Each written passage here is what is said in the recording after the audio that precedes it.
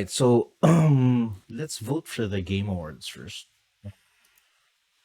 Yeah, the screen can be seen. All right, so the Game Awards they start, I believe, in there, December 8th, but for the Philippines it'll be December 9 in the morning. Um, I believe this is a Thursday. Let's see, most likely a Thursday. It's always on a Thursday. Yes, Thursday. Um, so we'll do some voting right now, and let's see the nominees, and pretty much um, if they are qualified or if what we think about it. Um, but there are a lot of new categories now, at least for this year. I believe there's new adaptation, which is like either anime or movie.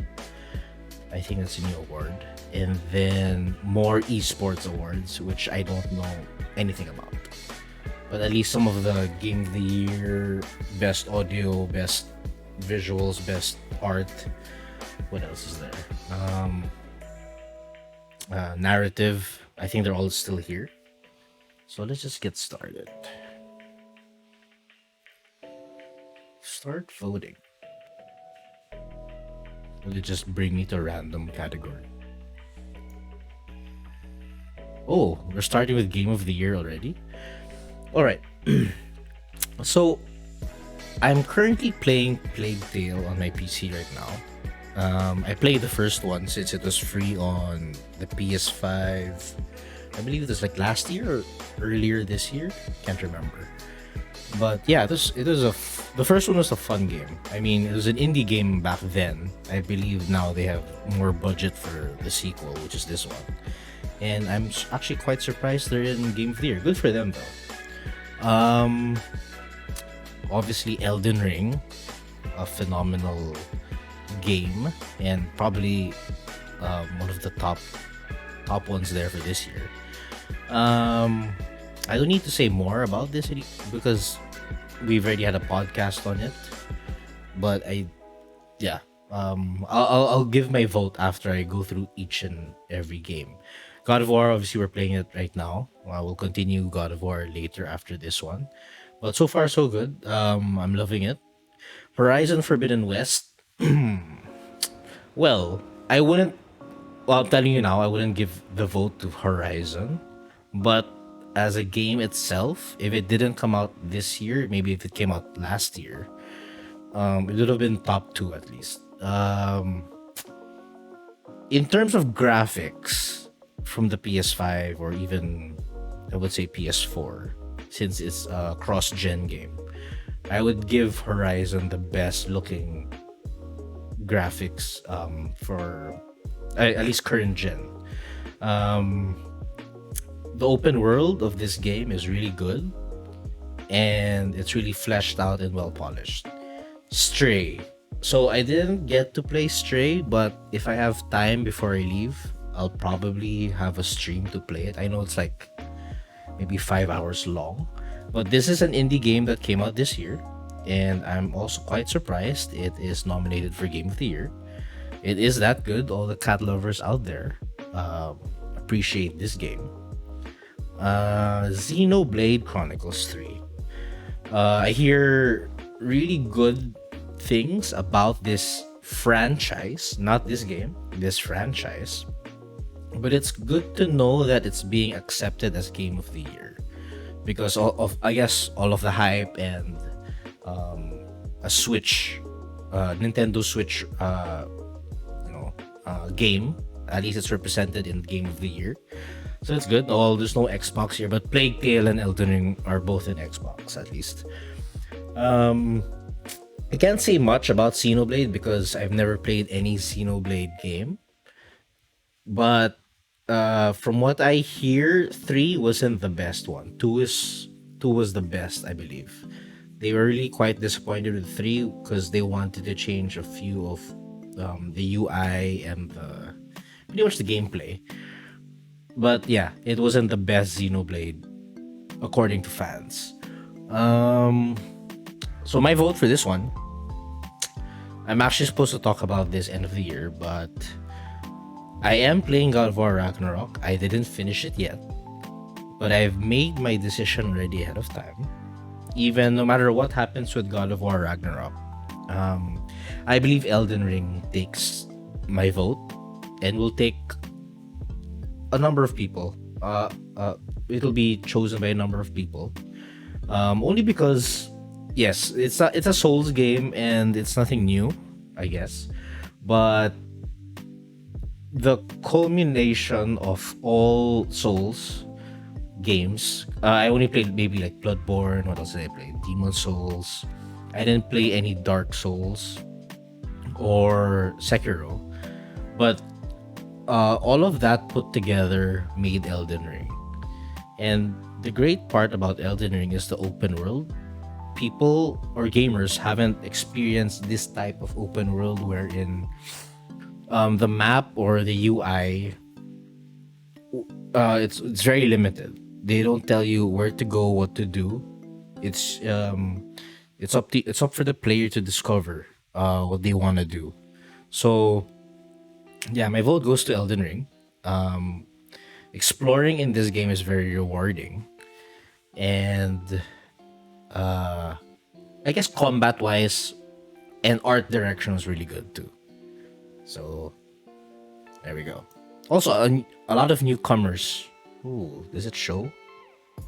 A lot of the new players of Souls games really love Elden Ring. So let's go to the next one. How do you go to the next one? Oh, next category. So vote placed. Okay.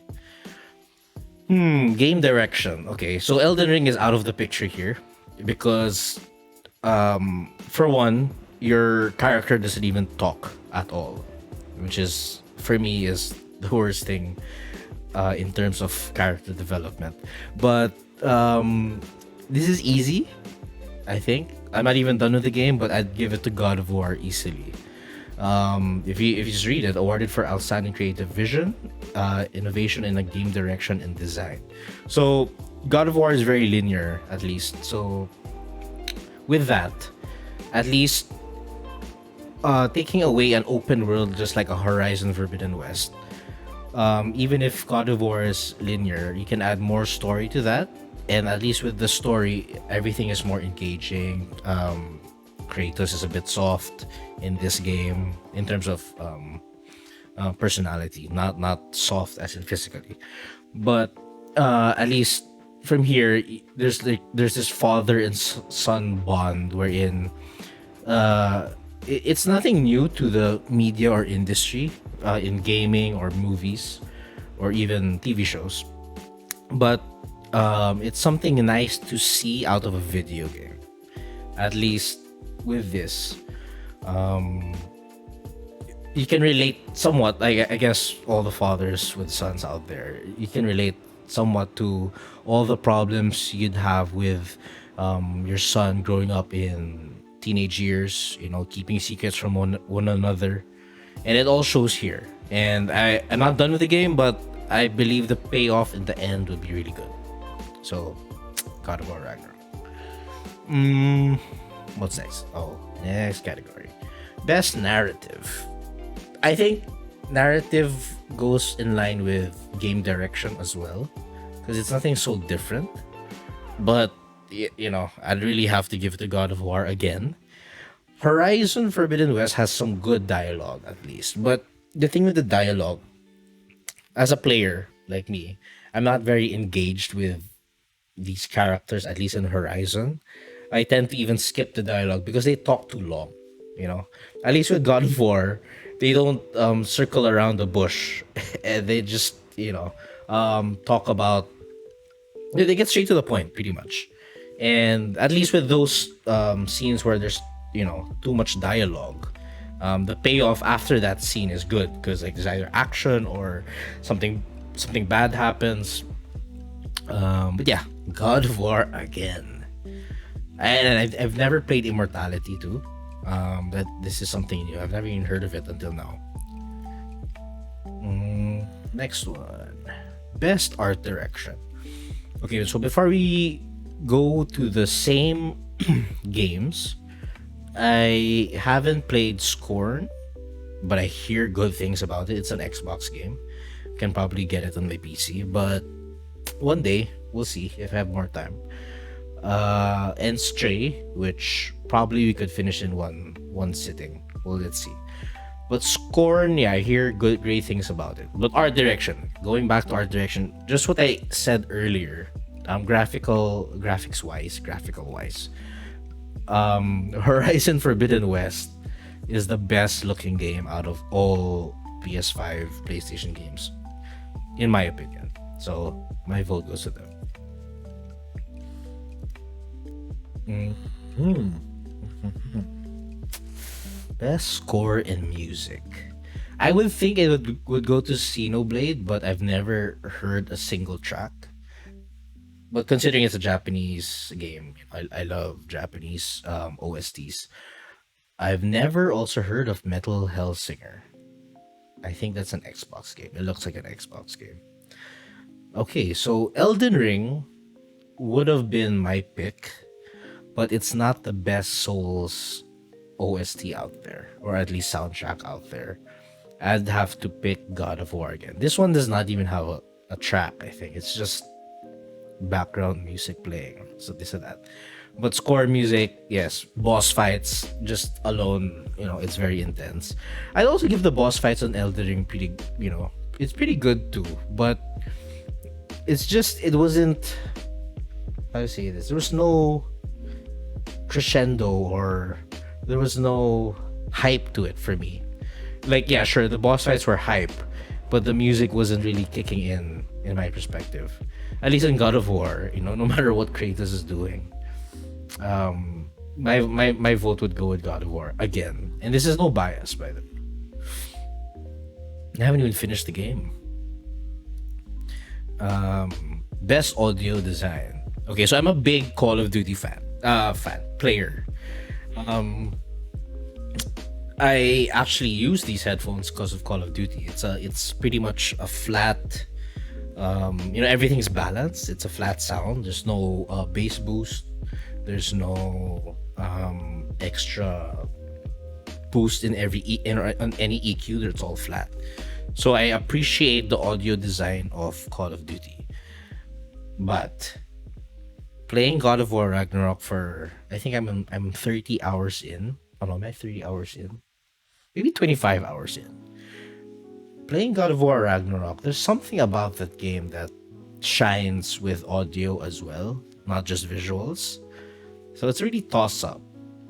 So, Gran Turismo. I haven't played Gran Turismo, but I would think, okay, we're talking about racing. I'm not a big racing fan. I don't watch F1. I don't watch this and that. No. But I would think also that they would have a good audio design for that game, especially with the number of cars with all these muzzles and all of these exhaust sound effects. I didn't even know how to explain it, but toss up, really toss up. Maybe Call of Duty, because also audio design is not just music. It's pretty much, to explain it, it's pretty much your surroundings. So like footsteps on a wooden plank, or footsteps on cement, or footsteps on metal. That really changes the immersion of the game. And also even slight things that can trigger a player to look left or right. That'll really shine with audio design. I'll just give it to Call of Duty, since I've been voting too much of God of War. But it's a toss up between both of them. I wouldn't be surprised if God of War won or if Call of Duty won. All right. Let's continue. Okay. So, Ashley Birch. I'm a big fan of Ashley Birch. One, because I do watch Mystic Quest on Apple TV, and two, her origins, or pretty much how she started with voice acting.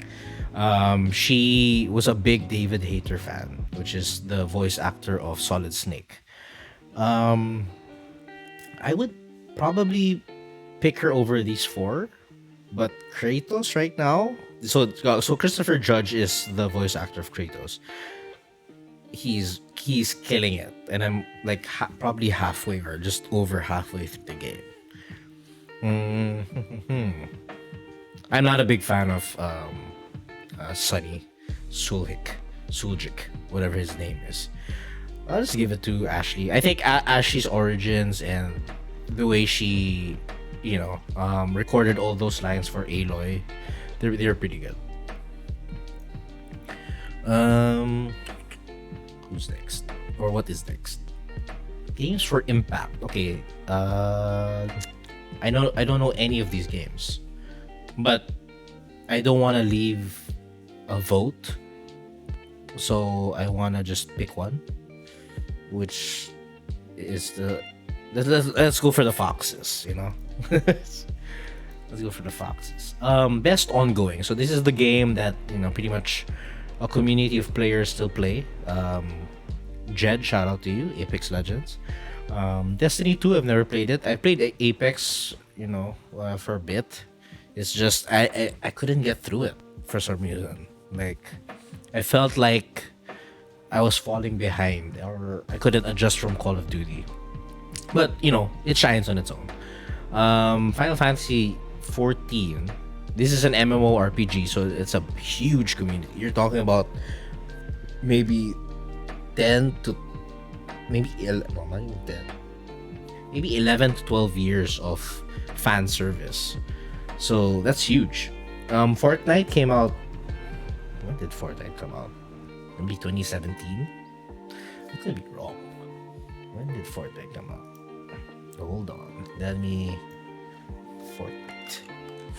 When did that come out? 2017. I was correct. July 2017. What did I pick Fortnite? Well, I played it a few times. So I obviously can't pick FF14, but it would probably win. I think Fortnite because you have the kids. I think I'd pick Fortnite because you have all ages, of all ages. Pretty much kids play this game from their I think it's still on iPad. No, they fought. Either way, it was in the Apple device once, back then. I think it's coming back. Anyway, Fortnite, yeah. Cult of the Lamb, best indie.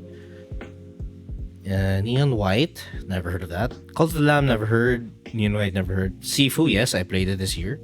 It's actually part of my top 10 games of the year. Stray, yet to play that. Tunic, never heard of Tunic. So, I'm surprised Thymesia is not here. I'm actually playing that on the 20th.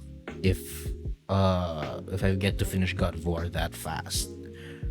But that's the pretty much next story game I'm gonna play, aside from Call of Duty Warzone 2.0, which will launch 2 days from now or a day from now. But my vote would have to be Sifu because I haven't even played Thymesia and it's not even here. And I did have fun with Sifu. It was pretty interesting in terms of action and fighting. Timing and gameplay wise, timing was very important. What else can you add to this? Well, I had a mod which I played Tifa from FF7, which is pretty cool. So a girl kicking ass, pretty nice. Yeah, Sifu. Oh, watch the playthrough. It's on YouTube. It's quite laggy, but or there's a few stutters, but it's still good. Best mobile game, Apex Legends. I've never seen Apex on mobile yet, but I've heard about it. Diablo Immortal, I know this released, but I don't hear good things about it, or at least hear about it as much, which I should, because Diablo is at least Diablo 2 or 3 is a classic game. Genshin Impact, I always hear about that. Marvel Snap, never heard about that. Tower of Fantasy. I came across this with a streamer once. It looked good. I didn't even know there's a mobile game. That's for one. I thought it was on a Switch. Uh, I would put maybe Apex.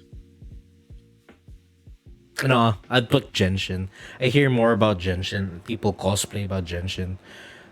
So yeah, Genshin it is. Wow, it's already 9:30. Okay. Next one.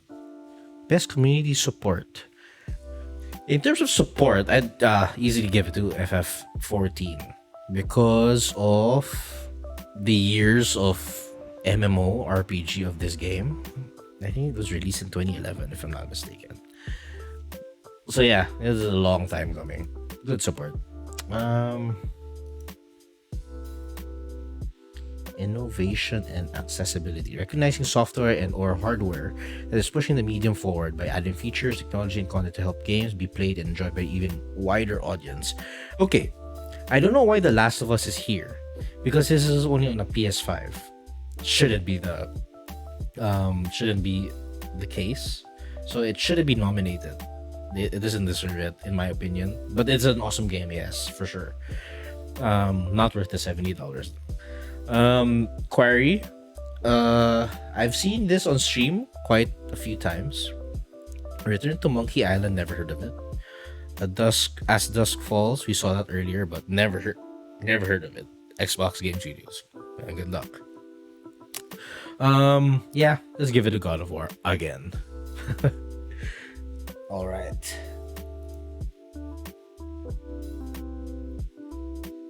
Oh, easy. And I'm just looking at this. Afterfall, never heard of it. Among Us, of course, I've heard of that.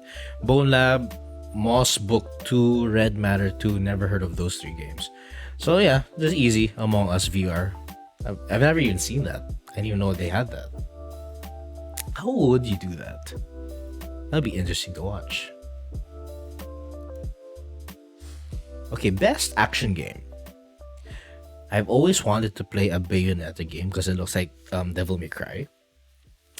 I don't know why this is an action game. I get why the campaign was pretty like was pretty much like a movie, but I would think it's a shooter, not an action game, right? Is it just me?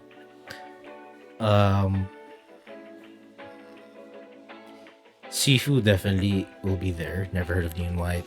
Never seen Teenage Mutant Ninja Turtles game. I've seen the cartoon, not the game.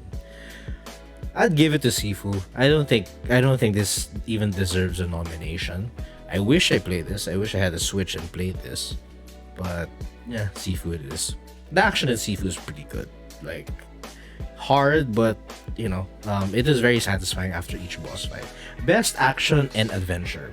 For best action and adventure game, combining combat with traversal and puzzle solving. Puzzle solving here it's okay. It's actually more of puzzle solving than combat and adventure. Well, it is more of an adventure and puzzle solving, but it's not even a combat game. It's okay. Actually, the puzzle solving is the combat, pretty much. Stray. Well, puzzle solving for sure. I haven't played the game, but I know it's just mostly, an indie puzzle solving game. You're a cat, you just click things.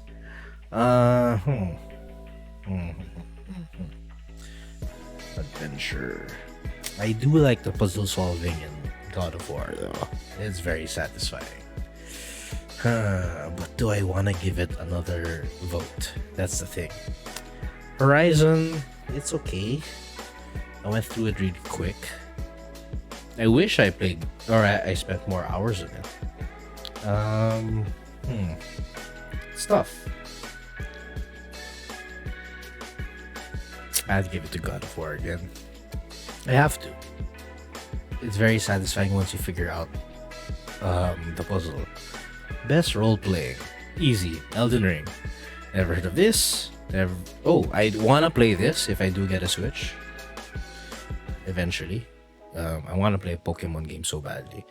And also get into the Xenoblade Chronicles series. Triangle Strategy, never heard of that. It looks like Plague Tale for some reason.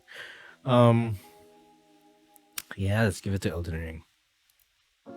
How many are we? We're only halfway. We're just past halfway. Best fighting.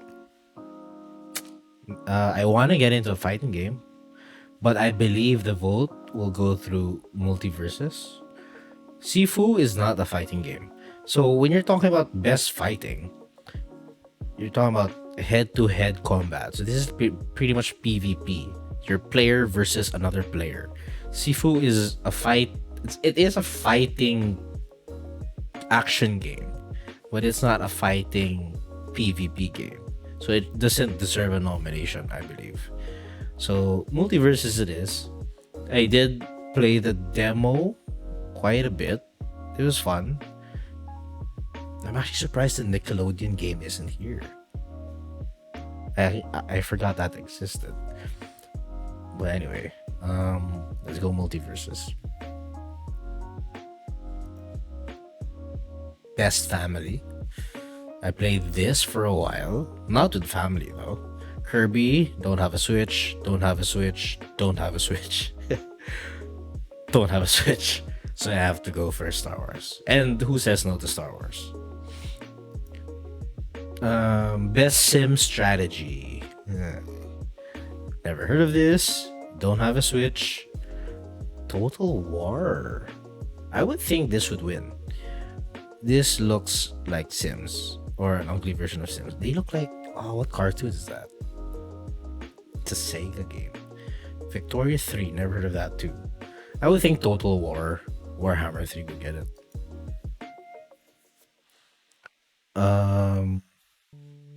Best sports. F1. I know there are a lot of F1 fans out there, but I've never played an F1 game. FIFA's always a good game, especially with friends, drinking, this and that. 2K, a game just takes too long, and not much has changed in any NBA 2K game. I would think also the same for FIFA, but the thing with FIFA, the celebration of having a goal against your opponent is just unmatched compared to just shooting a buzzer 3-pointer to win a game in NBA 2K23. You know, FIFA, I would vote FIFA. Gran Turismo, I wish I played it, but I heard like you pay for your own card, virtual car. So a real life car to get into the game if you want to drive, let's say, think of a good car, a Porsche or whatever. If you want to drive a Porsche, you have to buy a freaking car for a game. You should just added crypto on that. Anyway, FIFA is acceptable. Best multiplayer. Well, I have bias for sure. I played this. Overwatch 2, no, but it looks good. But it looks like a mix of Halo and Splitgate at the same time, which is weird. Splatoon 3, don't have a Switch. I think this is a Switch game. Call of Duty it is. Content creators of the year. Alright, so I saw a tweet earlier today bashing this dude. So Nebelion is just pretty much a Twitter profile presence. So he pretty much is known around the gaming community as a person who just shares news pretty much in gaming. Earlier through the acquisition of Elon Musk getting Twitter, Nebelion's account was taken away from him. He's one of those people who lost their account, and he never really did bashing to anything. He's just a well-known reporter, just like any other reporter. So earlier today, I had an argument with someone on Twitter regarding content creators. Yes, content creators are also people who share news. So pretty much like people like me who's into cameras or into gaming and would like to share, especially this one, game awards news. That's pretty much news too. Or similar to Twitter news. So if you're well known as someone who has inside information with these other people or these other developers or publishers, that counts as a content creator. These other people, well, Ludwig I kind of know because of Call of Duty, but yeah, who the hell is that guy, right? Carl Jacobs looks like he is still growing up. No Brew, no idea who he is, but he has red hair. And I don't know how to pronounce this one, but QT Cinderella. Oh my god, did I just say that? um, I'd give it to Nibelian. I wish I could write about something what happened to him, but I hope he gets this award because it'll say a lot to what Elon Musk did. So I hope he can get his account back. I highly doubt it will happen, but hope he wins.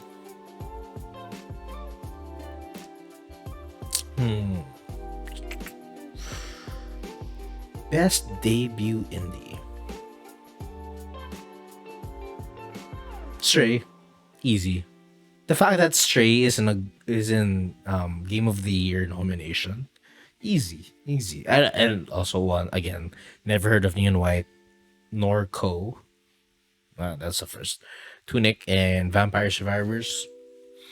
I think I've seen someone play Vampire Survivors. Could be wrong. Ooh, this one is interesting. So, best adaptation. Recognizing outstanding creative work that faithfully and authentically adapts a video game to another entertainment medium. This is crap. Well, I did enjoy it a bit, but I watched it at home. But if I did watch it in the cinema, I don't think I would quite enjoy it and waste my money. But yeah, I watched it for free. Sure, it was an adventure, but I'm not a big fan of Tom Holland being Nathan Drake. It's just, even if he's a young Nathan Drake, it's just, it didn't work for me. Even Mark Wahlberg didn't work for me as Sully. It was, all over the place. Sonic the Hedgehog 2. I haven't seen the movie, to be honest, so I can't give it a vote. The Cuphead show. Well, they have a huge fan base, Cupheads. But I can't. It's just a show. Like, it's not. It's just a cartoon. I wouldn't think, in terms of adaptation and creative work. Sure, it has creative work in terms of animation, but adaptation, it's not really much pressure, Okay, so these two, I love both. Netflix did a good job for both. Arcane, though, did it come out this year? It felt like it came out. Could be wrong. Maybe December. Arcane. Netflix. I think it came out. Wow, that's huge. It came September. What? See, this is last year. So why is it part of this? So the cutoff for video games is usually November. But I guess for a TV show it's different. Well, I loved it though. Like, story-wise, this was really much better than Cyberpunk, but my expectations for Cyberpunk were zero, and I loved every bit of it. Like, I played Cyberpunk maybe a year after release, and I played on PC, so no hiccups, no problems with no problems with graphics or performance, gameplay wise, any other hiccups. But Cyberpunk Edge Runners really changed, because the Cyberpunk game was really bad story wise. Like, it was the worst. I'd rather play a GTA game any day. But the world lived in is very Blade Runner, obviously. I'd spend, if it had maybe a community, or should I say online. I don't think it has online, but if it had online features, maybe I'd give it a shot. But the story in Cyberpunk Edge Runners is so good that I couldn't even um, predict the ending. Pretty much, it was a good ending too, and I do have theories to where they're gonna go from there. Because pretty much, if you play the game, you'll have an idea where they might take the story, especially if a certain person lives or dies, right? So yeah, shit, Cyberpunk it is. I had to pick one. I had to, but it's just this one wasn't released this year. This was like last year, so it's kind of unfair for Cyberpunk. Kind of. Most anticipated game, easy. But let's talk about the rest. I am a big Final Fantasy fan, but 7 is my Final Fantasy. That's the only thing I like. Um yes, I'm not excited for this game. Like I could get it weeks after, a few days after, and I'll be okay. Hogwarts Legacy, I am gonna play the game for sure, but I'm not excited for it. Like I'm excited to just check it out, explore Hogwarts, but in terms of like playing the game and taking a leave just to play this game, no, there's no way. Resident Evil 4, I will play it day one for sure. So that's actually my vote. But going to Starfield, this is an Xbox game. I'm not a big Xbox gamer, but it looks promising. Sure. I believe this game might this game might win this nomination actually, because Breath of the Wild is probably the best Switch game. I could be wrong. Is the best Switch game anyone could play, but yeah, that's why the sequel would be the most anticipated. But going back to my vote, which is Resident Evil 4, yes, this is the best Resident Evil among all Resident Evils. So the fact that 4 is getting a remake and it's releasing in March very soon, that's like 3 months from now, that will be a game to play for sure. Day one. And I will render that in 4K for sure. Okay. Best esports game. As I said earlier, I'm not a big esports player, or I only know very little of it. But I just had a talk with friends with this. I can't believe this is still here. Counter-Strike Global Offensive. Dota 2. Good to know that Dota is still alive. League of Legends. Never played the game, but I do know a big community that loves that game. Rocket League. Never even tried it, but I've been invited to try it so many times. Valorant. Have I tried it? I downloaded it, but I never played it. I don't know why, but it's just something that I saw a bit of the combat. I'm like, would I really play this? Would I want to spend more time on another esports multiplayer game? So yeah, never played it. I'd go for the OG. OG it is. Okay. Esports athlete, I don't know any of these people. But I don't want to waste a vote. So I see CSGO. I see 2 CSGOs. League of Legends. Ooh, it's interesting. Well, okay, I'd have to go with Finn because I know FaZe Clan, and at least FaZe Clan and CSGO, I know those categories, or let's say team and game. So I don't know this dude, but my vote goes to him. All right, best esports team. FaZe Clan. I don't know any.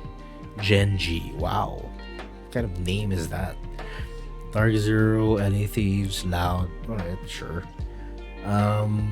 Yeah, FaZe Clan it is. I think they're also on Apex, if I'm not mistaken. Go Score.